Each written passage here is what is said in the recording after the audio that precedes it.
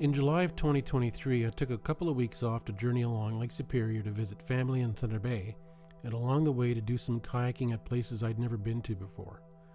But before I get to that trip, I want to go back to 2018, my first real paddling experience on Lake Superior. I had done a 5-day solo trip in Lake Superior Provincial Park, paddling up from Agua Bay to the Michipicoten River near Wawa. It was a fantastic trip with great weather, awesome scenery, and memories to last a lifetime. That is, until the next time. This year I wanted to explore the Lake Superior National Marine Conservation Area, which runs along the north shore of Superior roughly from the Sibley Peninsula to Terrace Bay. So I booked 4 nights at Rainbow Falls Provincial Park near Rossport to use as my base camp. It took a couple of days to get there from my home in London, and the scenery along Lake Superior was fantastic. After spending a day getting situated at the park, I headed off for the next few days to paddle around the islands in the Rossport area. I could have planned to venture a bit further out to explore more of the area, but since this is my first time here, I thought it best to be a little conservative. Plus, I know from many years spent in Thunder Bay how fast conditions can change on the lake.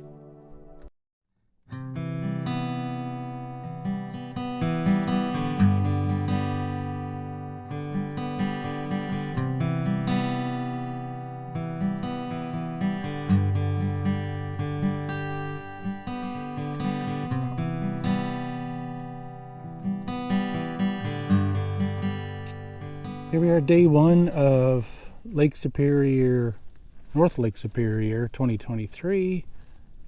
Won't go through all the itinerary, but I'm going to spend a few days here, camped out of Rossport Provincial Park. And the plan, sort of, is to hit some of these islands, which I'm looking at now. I'm just about an hour and a half out of camp this morning. And you could see beautiful conditions. Mornings usually are, and the winds will pick up, but supposedly light winds for the next few days. Got some showers tonight, so I'll need to find somewhere with a bit of shelter, hopefully, somewhere I can hang up a tarp. I've got all my gear with me, which is a bit of a pain. I sometimes wish I didn't have my camera and everything, but then I wouldn't be able to document it, and then someday I won't remember any of this. So.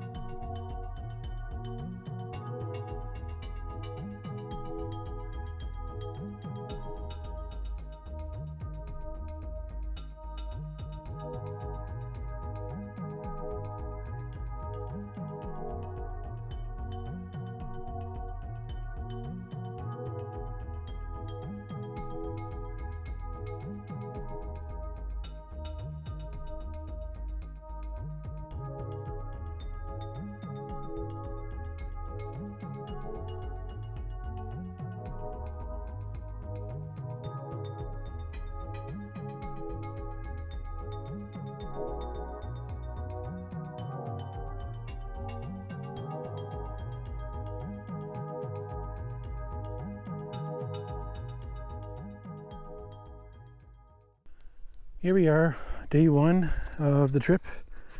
Well, day one of the trip on the island. So beautiful day today. Got some fantastic footage and photos of these arches and sea caves. So which are just around the point there, and it was around noon. So I thought, okay, this looks like a nice little spot maybe to take a lunch. And then I checked out my book, and this is one of the sites that's in Zach Cruzen's book, guide to the islands in the area and where the campsites are. So this one is pretty big. 3 sites. I'm supposedly 3 sites. I've seen 2. The one I'm on there, since it's going to rain tonight, it's got a bit of a bit of angle to it. There's one in the trees that was in a bit of a bowl in moss. So having learned my lesson there, don't camp in soft lichen or moss in a bowl when it's going to rain. You'll get flooded out. So this is called Small Lake Harbor.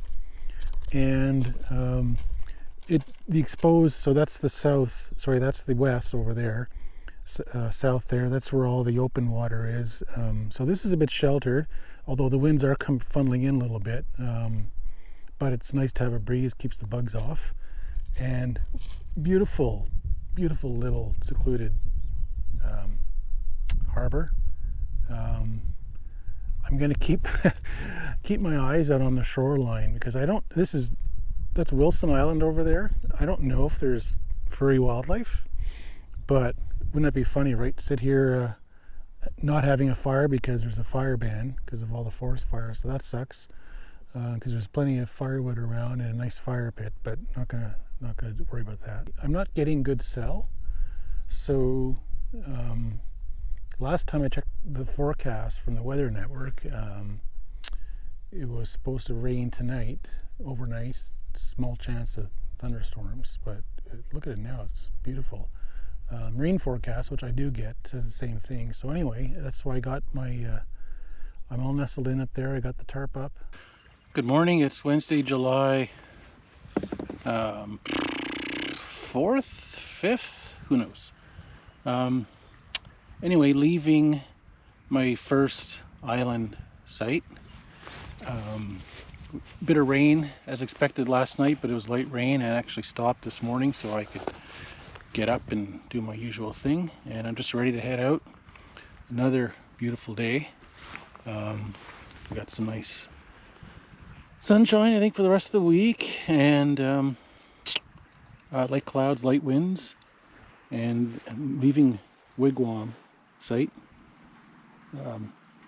Interesting little place. There's a eagle feather in it, I think I mentioned before.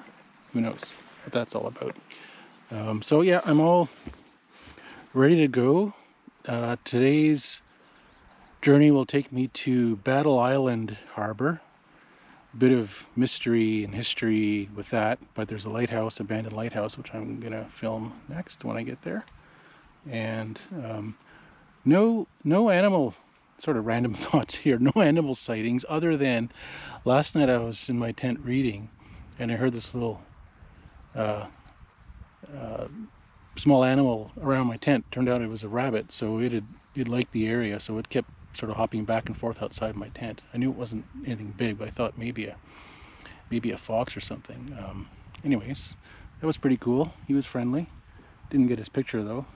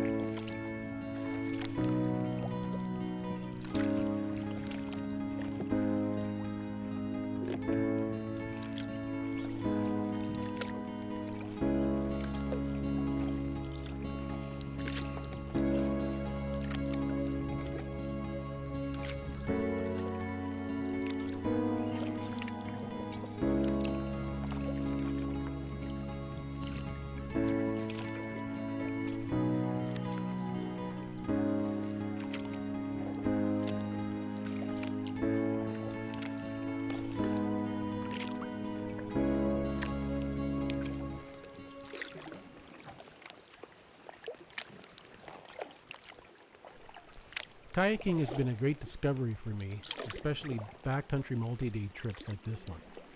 As one who generally prefers order and certainty, venturing into previously unexplored territory, not knowing where I would rest my head each night, took some getting used to. But I soon discovered the freedom associated with having a general plan A, but coming up with a plan B or C on the fly, adjusting to factors such as weather, wind, and whatever scenery presented itself. Now I make a regular habit of veering off course just to see what's around the next bend, or venturing up a river or creek off a main channel. I think that attitude would make it hard to go on a trip with a group. I'm just too independent. All that said, I'm reminded of the line in Dirty Harry, "A man's got to know his limitations." If I hope to explore Lake Superior more in the future, for example the Slate Islands or other areas of the North Shore, I should probably look at joining a group tour. I know that would make my family happier, as well as the fact that I'm not getting any younger.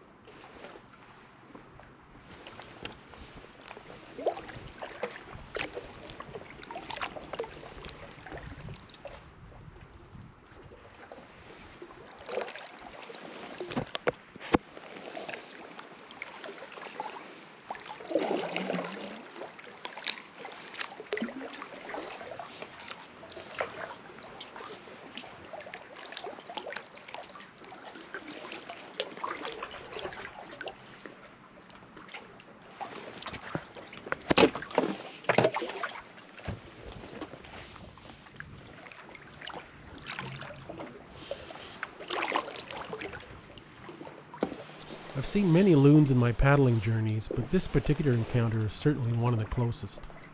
You can hear my camera clicking away as he ventures closer and closer.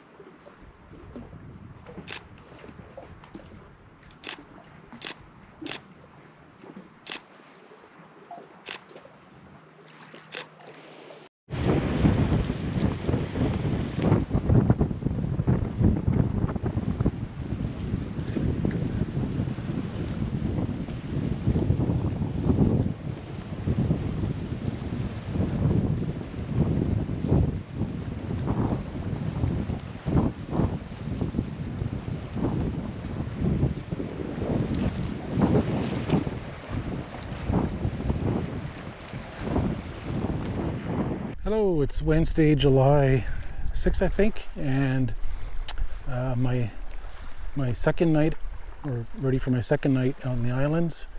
I'm at Harry's Island, presumably named after Harry. Harry, you've got a lovely little island here. So I this morning went from Wilson Island towards Battle Island, and on the way I saw the shape on this rock outcropping. It looked like a beacon. It was like black with a white top, and I thought, that looks like a pole or something. And as I got closer, I saw the white tails, and it was a bald eagle. So I hurriedly grabbed my camera, and it was a little wavy, but not too bad. I grabbed my camera and got some shots, so I hope those turn out. And then visited the lighthouse, which was interesting. Old abandoned lighthouse, a whole story about it. I guess it's not abandoned. There used to be lighthouse keepers, and now this local preservation society has taken it over. So when I got there, there was a group, a few couples that were visiting it, so I accompanied them on the trek up to the lighthouse. And then we got there, there was this huge encampment. So this whole preservation society was there working on it, I guess restoring it, painting it. And I talked to a few of them, and they told me a bit about the history, and I have to read about it later. It's fascinating. One guy said that the storm, the night of the Edmund Fitzgerald, so that would have been November 77, the waves were so high, they went up this cliff where the lighthouse was, and it's like a 30-meter cliff. I got some shots of it. It's huge. You can go up there. I didn't want to go up there. It was too high. And they said, yeah, the waves reached the top to the lighthouse. It was such a big storm. So quite an interesting piece of history. Anyways, here I am tonight at Harry's Island. I set up the tent over there, thinking that I'd do like a bit of wind, but I checked the forecast and the marine forecast because I still can't get cell. I've been without cell for 2 days, so I can't get the weather network. But they said the winds were picking up a little bit. They're coming from that's northwest, so I didn't think I would get respite from it. So I thought, okay, in case the winds pick up, I will go to the other site, which is nestled in this little area over there. So yeah, that's quite comfortable. I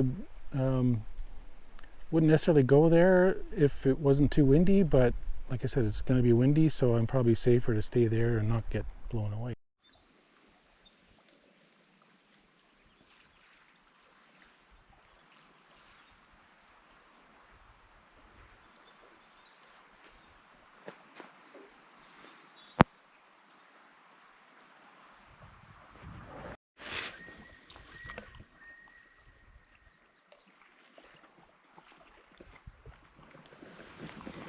Good morning. It's Thursday, July 6th.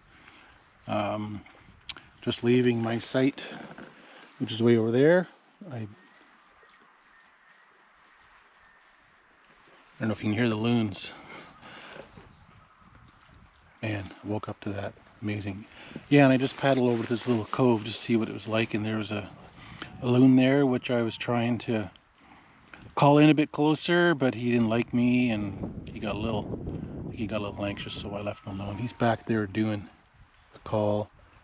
There's one ahead of me answering. I hope it's picking that up. It's amazing. Anyway, today is heading back to camp, the park campground. I'm just going to meander my way around these islands. Not thinking I'll stay another night, even though I have provisions to, but where I'm going is a bit close to shore, and I think there's a lot of group camping sites, so even if I find something, could get some visitors, which, not here to do that. Maybe someday I'll get into the group thing, but anyway, weather looks great, blue skies. The winds will be coming from northwest, so a bit behind me as I'm going back, and then they might be picking up this afternoon, 15 knots, which is, I think it's into moderate, called moderate winds. It's been light winds so far, but anyway, that'll be behind me, so as long as it's not too wavy, I'll be okay, but I'll be in the inner portion of the bay anyway, so it shouldn't be too bad. Really hate to go back because this is so amazing.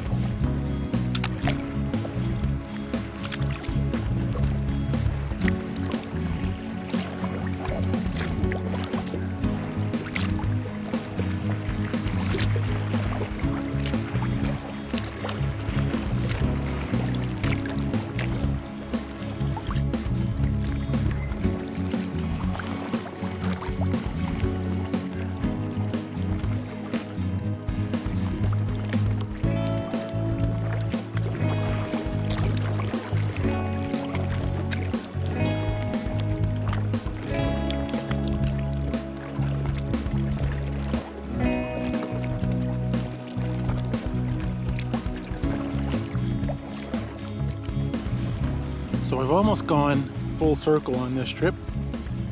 Over there is Cat's Island, which I passed on my way out. Went up through this gap up here. So there's Copper Island, this is Wilson Island. So On Tuesday, it's Thursday now, on Tuesday I went up through this gap and then spent the 2 nights out there. So kind of did a circle, and it's a great 3-day trip. Headed back to base camp, just across Healy Island, and dead ahead is the campground.